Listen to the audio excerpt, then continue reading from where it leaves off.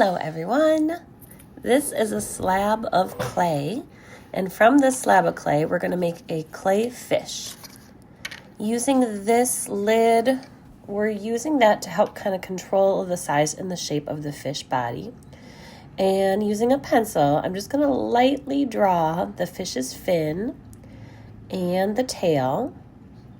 I end up going back and I do add some underneath fins too. And now I'm kind of tracing around the shape, and then you can remove the circle. So this is the size of your fish. The next thing we'll want to do is add texture. You can use lots of different types of tools to press designs into the clay.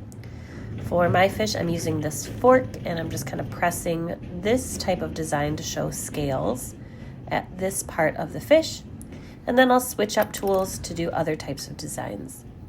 This tool I'm using is like a flat knife. I can draw some lines. There's where I add those dorsal fins back in. And then now you can finish the rest of the fish by adding eyes and a mouth by pressing in designs. Now for this next step, we're using a needle tool, and this is poking all the way through the clay, and we're tracing just the outside shape. So by doing that, we can free the fish from there.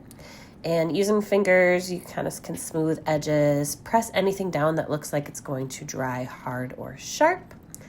And then we are going to be adding a couple holes in this, and your teacher can help you, so that we can later hang the fish up.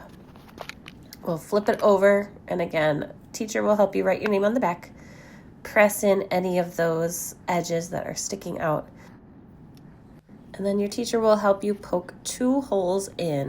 That way we have some place where we can attach a wire to hang up your fish later once it's done.